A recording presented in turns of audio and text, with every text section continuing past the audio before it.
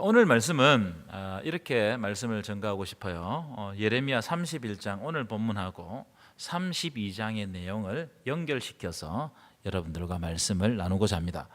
이 31장은 장 제목이 뭐냐면 새 언약장입니다. 새 언약. 32장은 아나돗에 있는 밭을 사라. 그래서 제가 지은 제목 희망의 밭을 사라. 이 내용이 32장의 내용입니다. 여러분 예레미야의 별명이 뭔지 아십니까? 눈물의 선지자입니다. 그럼 왜 눈물의 선지자이겠습니까? 많이 울었기 때문에. 그건 뭐 단순한 이유죠. 그럼 왜 많이 울었을까요? 그건 이유가 있어요. 그럼 왜 많이 울었냐면은 하나님께서 예레미야가 하기 싫은 예언을 명령하셨어요. 그리고 그 하기 싫은 예언이 예레미야 당대에 실제로 이루어지고 자기가 한 예언이 이루어지는 장면을 직접 눈으로 목격하게 됩니다. 너무나 비참한 장면을 목격하게 돼요. 그래서 그 장면을 보고 애가를 적어서 울게 되는 거예요.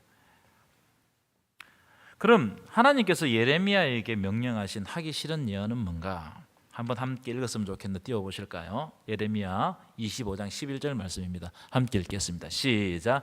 온 땅이 황폐하여 놀람이 될 것이며 이 나라들은 70년 동안 바벨론의 왕을 섬기리라.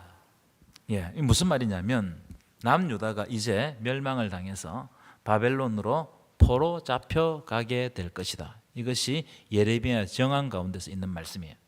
그래서 바벨론 왕을 섬긴다는 겁니다. 이미 북이스라엘은 누구한테 멸망당했냐면 아수르에게 멸망당했어요. 이제는 그 순서가 남유다다. 남유다가 조금 있으면 멸망당한다. 그럼 이스라엘 백성들이 왜 멸망당하느냐? 자, 2장 13절 보실까요? 2장 13절. 2장 13절입니다. 함께 읽겠습니다. 시작. 내 백성이 두 가지 악을 행하였나니 곧 그들이 생수에 거는데는 나를 버린 것과 스스로 웅덩이를 판 것인데 그것은 그물을 가두지 못할 터진 웅덩이들이니라. 여기 보시면 하나님의 백성들이 하나님 앞에서 두 가지 악을 행했다는 겁니다. 첫 번째 악이 뭐냐 하면은 생수에 거는 대신은 생명에 거는 데는 하나님을 버렸다는 겁니다. 여러분, 하나님의 백성들이 살 길은 하나님의 안에 있는 것입니다. 하나님과 연합해야 살 수 있는 것입니다. 믿으십니까? 그런데 이 백성들이 생명의 근원 되시는 하나님을 버렸다는 거예요. 하나님을 버렸다는 것은 하나님과 분리되었다는 말이고 하나님과 연합하지 못한다는 말이기 때문에 그것은 이미 죽은 것이나 다름없는 행동이라는 겁니다. 이것이 이스라엘 백성들이 저지른 첫 번째 악이었어요. 그럼 두 번째 악이 뭐냐? 그들이 스스로 웅덩이를 팠다는 거예요. 웅덩이. 여러분, 이 스스로 웅덩이를 팠다는 것은 스스로 이방신에게 찾아갔다 이 말이에요. 그런데 그 웅덩이, 여러분 웅덩이는 물을 가두는 데잖아요. 그 웅덩이를 살펴보니까 이 웅덩이가 터져버려 가지고 물을 가두지 못하는 웅덩이인 거예요. 스스로 웅덩이를 열심히 팠는데 그 속에 뭐가 있다고요? 터져버려 가지고 웅덩이 속에 물이 없어요. 물은 생명입니다. 성경에서 말하는 물은 생명인데 물이 없어요. 열심히 이방신을 섬겼는데 헛된 것을 섬겼다. 헛된 웅덩이, 거짓된 웅덩이를 섬겼네. 생명을 줄 수 없는 것들을 따라간 겁니다. 이것이 두 번째 악이에요. 그래서 여러분, 헛됨에 빠져버리면 참되신 하나님이 안 보입니다. 헛됨에 빠져버리면 하나님과 분리되는 거예요. 그래서 어떻게 되느냐? 하나님과의 관계가 파탄나는 겁니다. 누가 파탄을 냈느냐? 하나님이 파탄을 낸 것이 아니고 하나님의 백성들이 하나님과의 맺은 언약을 깨버리고 하나님을 떠나버렸기 때문에 그 관계가 깨진 거예요. 하나님과 분리된 겁니다. 여러분, 아무리 관계를 유지하고 싶어도 어느 한쪽에서 관계를 끊어버리면 그 관계를 계속 유지해 갈 수 있습니까? 없습니까? 못하는 거예요. 한쪽에서 끊어버린 겁니다. 그래서 하나님이 그 징계로 말미암아 예레미야에게 70년 동안 너희들이 바벨론의 포로로 잡혀가서 거기서 포로 생활을 할 것이다. 이런 내용을, 이런 예언을 예레미야에게 하라고 시킨 거예요. 하나님께서. 여러분, 이런 예언을 하니까 백성들이 좋아했겠어요? 싫어했겠어요? 굉장히 싫어했습니다. 제가 설교를 하면서 여러분들에게 오늘 이번 주에 여러분들 멸망할 것입니다 이러면 좋아할 사람이 있습니까? 아무도 없어요. 왕으로부터 시작해서 모든 백성들이 예레미야를 싫어하고 미워하고 예언을 못하게 하고 때리고 시위대 뜰에 가두어 버리고 또 이 이스라엘 나라는 건조기후 아니겠습니까? 그러니까 비가 올 때 되면은 큰 구덩이를 다 파놓습니다. 그 구덩이에 예레미야를 빠져버렸습니다. 아주 비인간적인 대우를 한 거예요. 그런데 예레미야는 사람들에게 괴롭힘을 당하는 것보다 더 충격적인 게 뭐냐면 자기가 예언한 내용이 자기 눈앞에서 막 이루어지고 있는 겁니다. 예루살렘 성이 불타고 성전은 무너지고 많은 사람들이 예루살렘 성 안에서 비참하게 죽어가고 온 시체가 예루살렘 길거리에 나뒹굴고 겨우겨우 살아남은 사람들은 어떻게 돼요? 포로로 잡혀가는 그 장면을 자기 눈으로 직접 보게 된다 이 말이에요. 그래서 그 장면을 보면서 울며 애통하면서 예언서를 기록했습니다. 그 이후로 예레미야가 눈물의 선지자가 된 거예요. 자, 이런 내용을 여러분 머릿속에 기억하시면서 이제 오늘 본문으로 들어가도록 하겠습니다.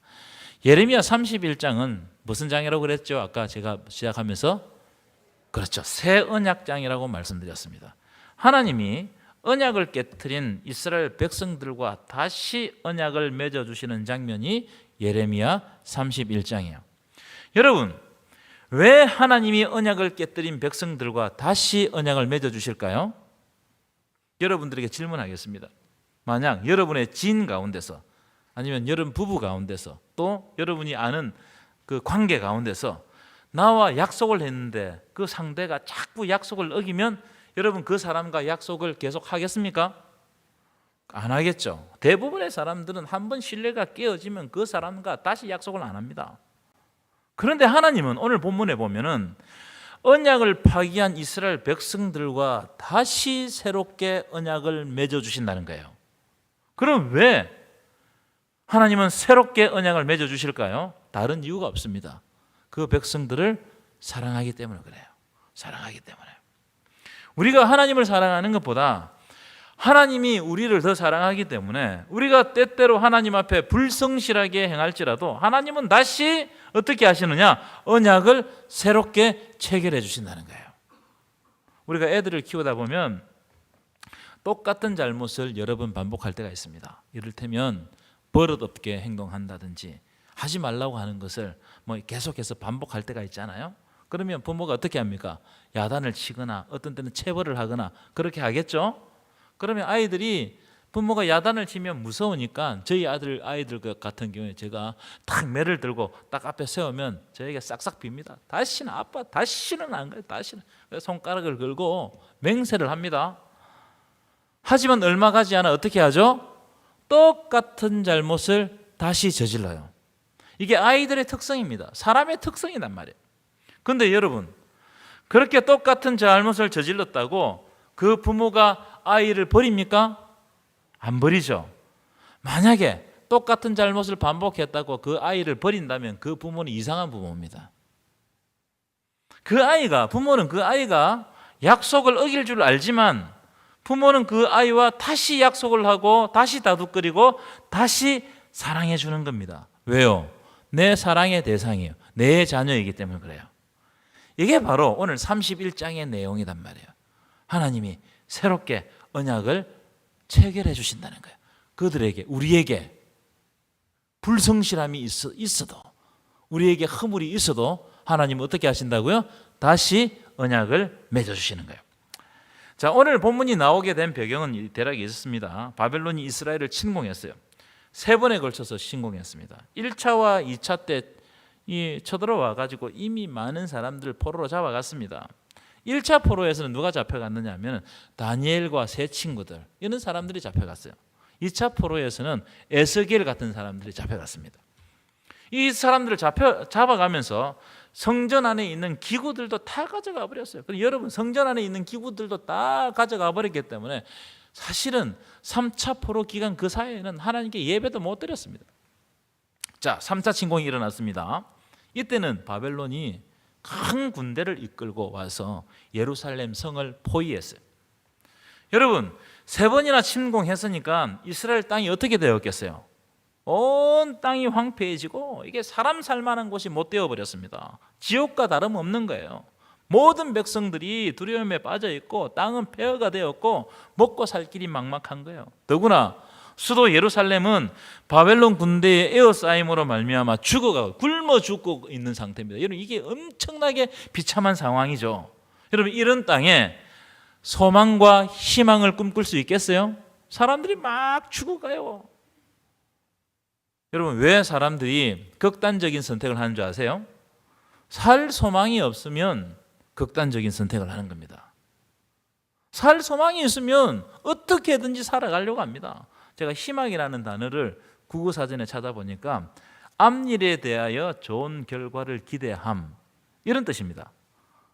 혹은 좋은 결과가 나오거나 이루어지기를 기대하고 바라다. 초점이 어디에 있냐면 현재에 있는 게 아니고 미래에 있어요. 미래에.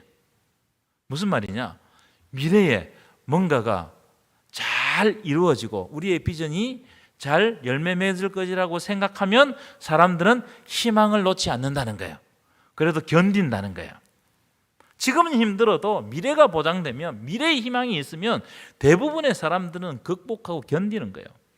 하지만 오늘 제가 말씀드렸잖아요. 이스라엘 백성들이 당황 상황을 보면 아무런 소망이 없어요. 바벨론 군대가 예루살렘을 에워쌌습니다. 왜 에워쌌습니까? 다 죽여버리려고 에워싼 거예요. 실제로 바벨론 군대가 예루살렘 성에서 엄청난 사람들을 죽였습니다. 그리고 겨우 죽임을 면한 사람들은 다 포로로 잡혀갔습니다. 그러니까 여기에 무슨 소망과 희망이 있겠냔 말이에요. 그런데 오늘 하나님은 이 소망 없는 백성들에게 새 언약을 맺어주시면서 소망을 새롭게 해주시는 거예요. 자, 31장 31절부터 33절 말씀이 오늘 주제 말씀인데 그 말씀이 나옵니다. 자, 31절 말씀 한번 읽어볼까요? 함께 읽겠습니다. 시작. 여호와의 말씀이니라. 보라, 날이 이르리니 내가 이스라엘 집과 유다 집에 새 언약을 맺으리라. 어떤 언약을 맺는다고요? 새 언약을 맺는다는 거예요. 새 언약을 맺는다는 것은 다른 이면적인 면으로 딱 보면은 예전에 맺은 언약은 파기되었다는 거예요. 예전에 맺었던 언약은 어느 한쪽의 잘못으로 인해 가지고 그게 깨져버렸어요. 그럼 왜 파기되었느냐? 32절 볼까요? 32절 읽어보겠습니다. 시작. 이 언약은 내가 그들의 조상들의 손을 잡고 애굽 땅에서 인도하여던 내던 날에 맺은 것과 같이 아니할 것은 내가 그들의 남편이 되었어도 그들이 내 언약을 깨뜨렸어요. 이 말씀이 무슨 말씀이냐? 하나님이 이스라엘 백성들을 출애굽시키고 율법을 주셔가지고 하나님의 아내, 남편과 아내, 이 사랑의 언약이 맺어졌는데, 그런데 하나님의 백성들이 그 언약을 일방적으로 깨뜨려 버렸어요. 앞에서 제가 말씀드렸잖아요. 두 가지 약, 생명에 근원되는 하나님을 버린 것과 스스로 웅덩이를 파고 하나님을 버려버린 겁니다. 터진 웅덩이에 살면서 거기에 생명이 있다고 졸졸졸 따라다니는 겁니다. 그래서 하나님과의 관계가 파탄났단 말이에요. 자, 그런데 하나님은 이 관계를 새롭게 하기 위해서 어떻게 하시느냐? 새 언약을 주시는 거예요. 새 언약. 33절 보겠습니다. 33절 함께 읽겠습니다. 시작. 그러나 그날 후에 내가 이스라엘 집과 맺을 언약은 이러하니라. 곧 내가 나의 법을 그들 속에 두며 그들의 마음에 기록하여 나는 그들의 하나님이 되고 그들은 내 백성이 될 것이라. 여호와의 말씀이니라. 아멘이십니까? 예전 언약은 어떻게 언약을 맺었느냐 하면은 돌판에다가 십계명을 새겨 가지고 언약을 맺어 주셨는데, 이제는 그런 방법으로 언약을 맺는 것이 아니고 어떻게 언약을 맺느냐? 하나님의 법을 그들 속에 두시고, 무슨 말이냐? 예수 그리스도를 통해서 우리 속에 언약을 새롭게 해 주신다는 거예요. 그들의 마음에 기록하여, 보혜사 성령을 통해서 우리의 마음에 기록하게 하신다는 거예요.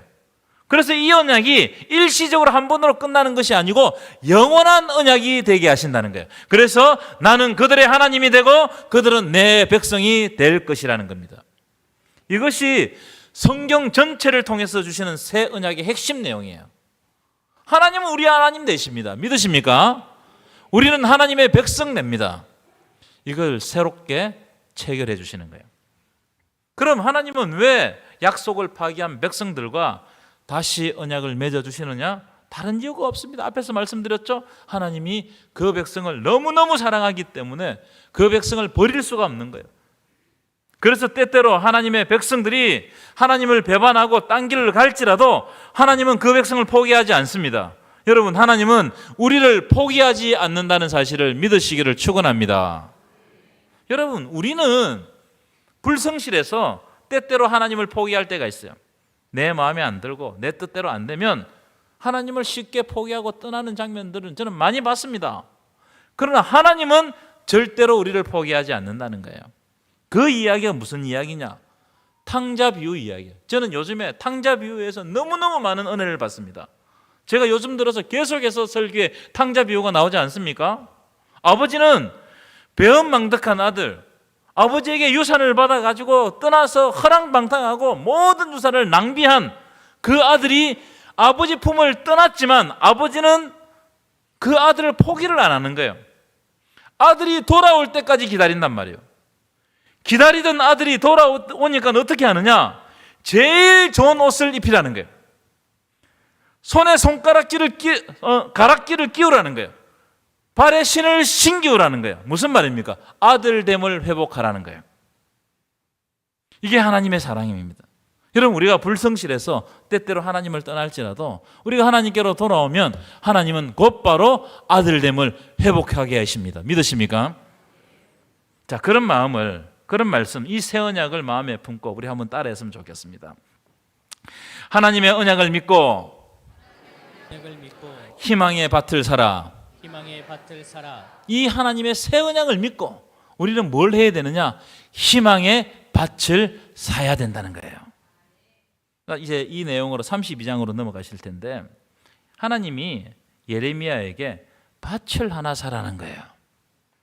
여러분, 한번 가만히 생각해 보십시오. 조금 있으면 이 땅이 멸망한다고 예레미야 자신이 조금 전에 예언했습니다.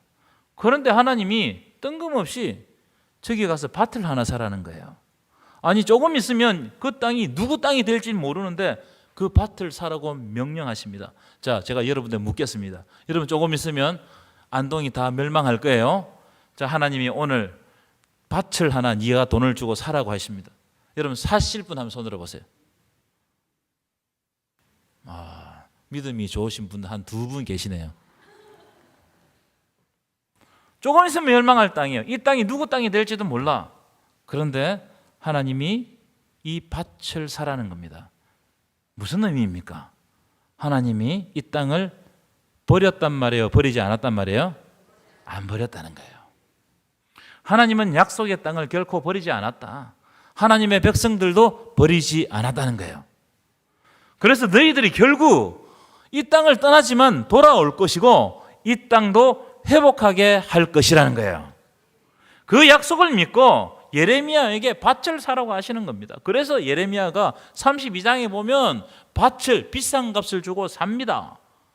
저는 그 밭 이름을 희망의 밭이라고 부르고 싶어요. 희망의 밭이다.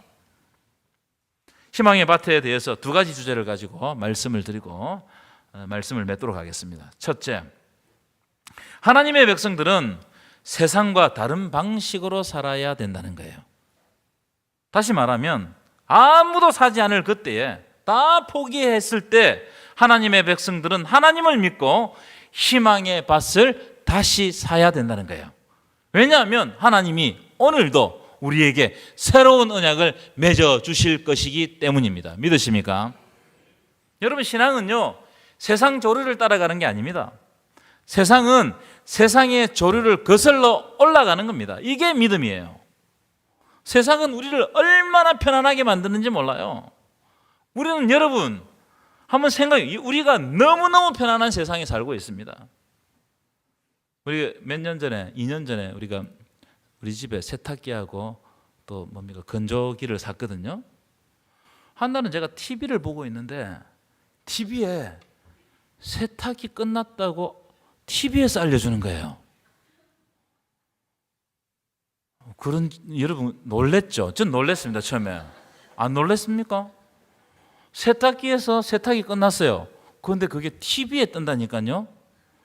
여기 무슨 말인지 모르는 사람이 천지입니다.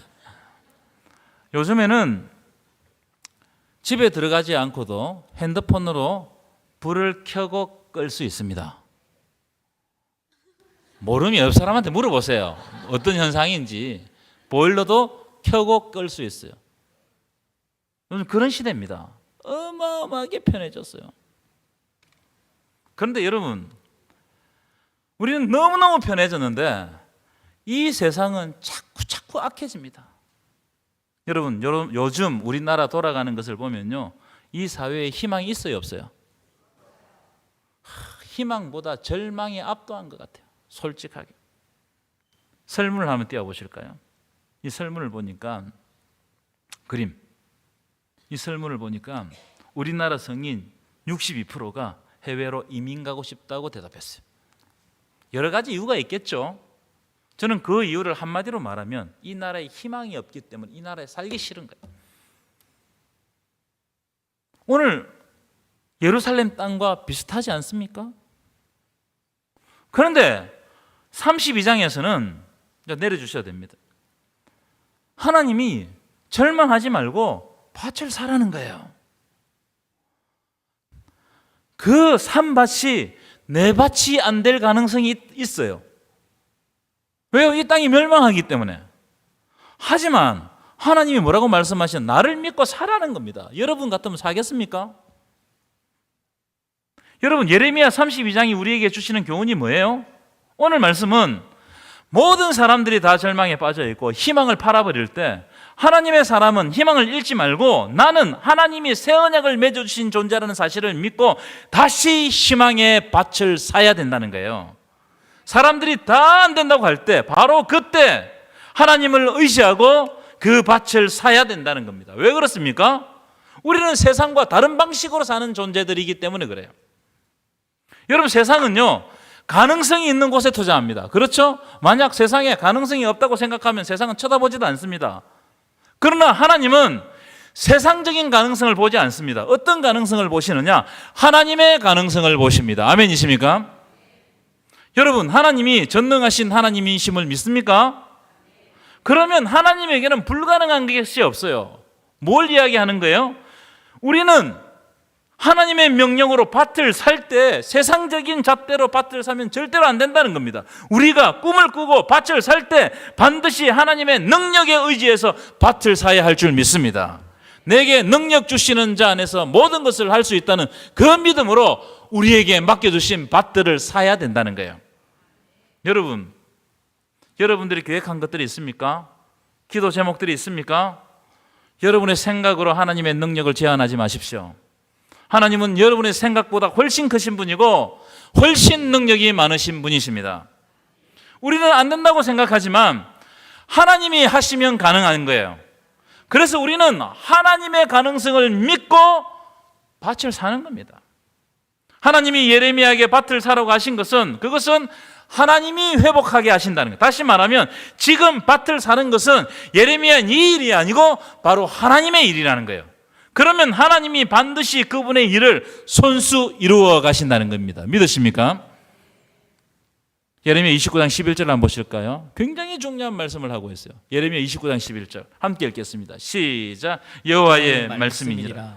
너희를 향한 나의 생각을 내가 아나니 평안이 재앙이 아니니라. 너희에게 미래와 희망을 주는 것이니라. 아멘. 우리를 향한 하나님의 생각은 우리가 아는 것이 아니고 하나님이 아세요. 그런데 그건 지금 바벨론으로 잡혀가면 재앙이라고 생각해요. 그 재앙이 아니고 평안을 주시려고 하시고 우리에게 미래와 희망을 주신다는 거예요. 무슨 말이냐? 하나님의 목적은 하나님의 백성들에게 미래를 열어가시고 희망을 주시고 평안을 주시고 그것을 계획하고 계신다는 거예요. 아멘이시죠? 그래서 소망을 가지고 하나님에 대한 소망을 가지고 밭을 사라는 거예요. 또 오늘 밭을 사라고 내가 이야기를 했으니까 또 예배 마치고 또 부동산에 가 있지 마시고 이거는 영적인 의미로 받아들이셔야 돼요. 여러분, 우리 교회가 과거에 여러 가지 어려움을 겪었습니다. 좋지 않는 교회로 소문났던 적이 있었습니다. 제가 안동 동부교회 간다고 했을 때 축하해 주는 사람보다 걱정해 주는 사람들이 더 많았어요. 쉽지 않은 교회다, 힘든 교회다, 저를 불쌍히 여기는 사람들도 많았습니다.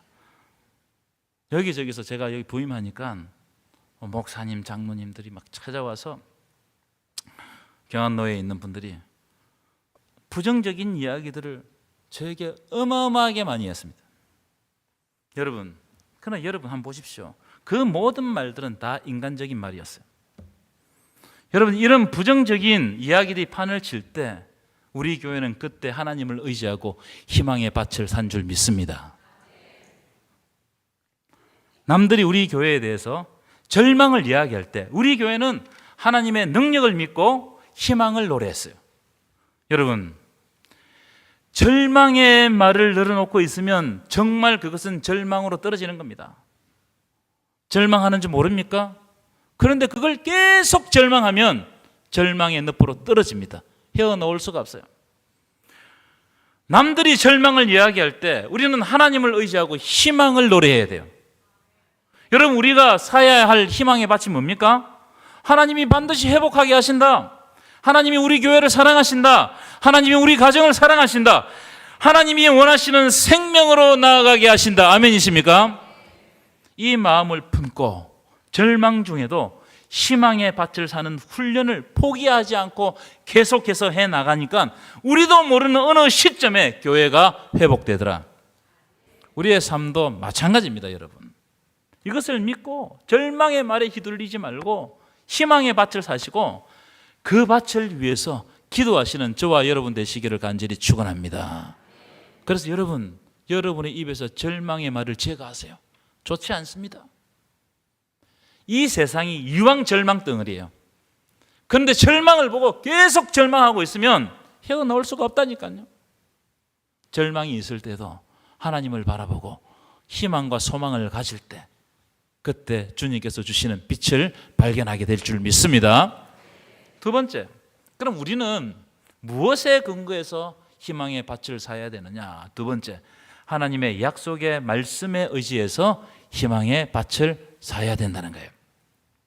우리가 오늘 설교를 듣고 무턱대고 밭을 사라는 이야기 아닙니다. 무엇에 의지해서? 약속의 말씀에 의지해서, 하나님의 말씀에 의지해서 희망의 밭을 사라는 거예요. 다시 말하면 우리가 절망 가운데서도 희망의 밭을 사야 할 근거는 바로 하나님의 약속의 말씀입니다. 믿으십니까? 예레미야 29장 10절 한번 보실까요?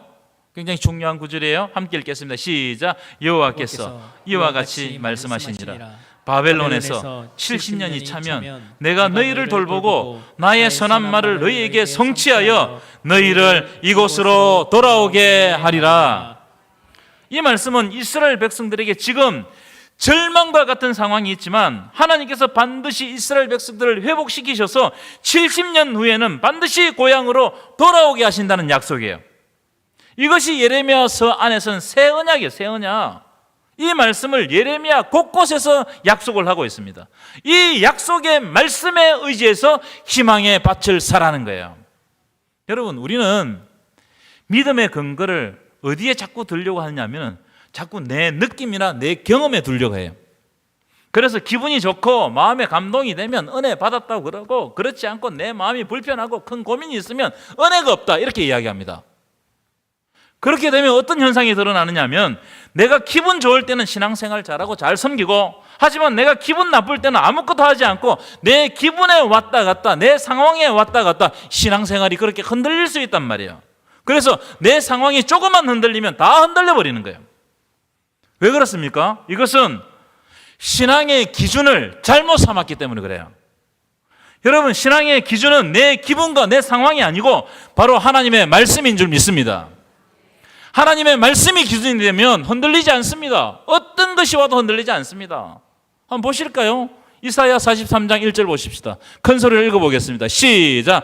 너는 두려워하지 말라. 내가 너를 구속하였고 내가 너를 지명하여 불러나니 너는 내 것이라. 아멘이십니까?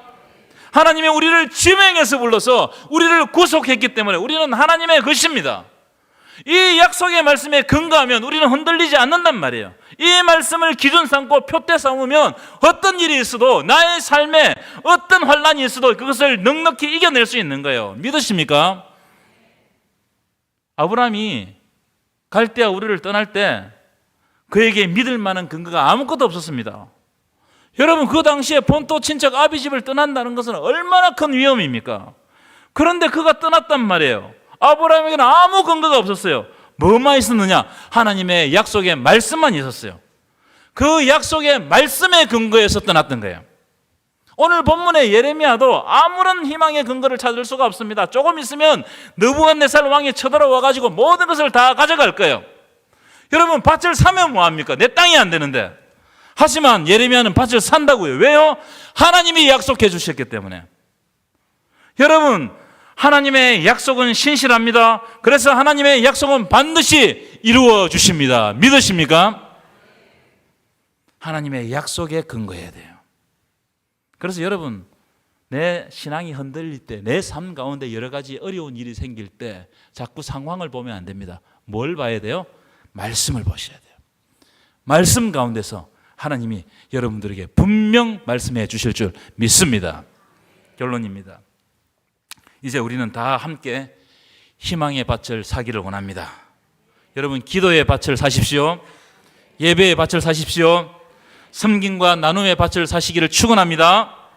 하나님은 반드시 우리가 희망으로 하나님을 바라보고 산 이 희망의 밭이 아름다운 회복과 좋은 결과로 우리의 삶을 채워가실 줄 믿습니다. 이번 한 주간도 하나님의 소망이 여러분들을 이끌고 가시기를 간절히 축원합니다.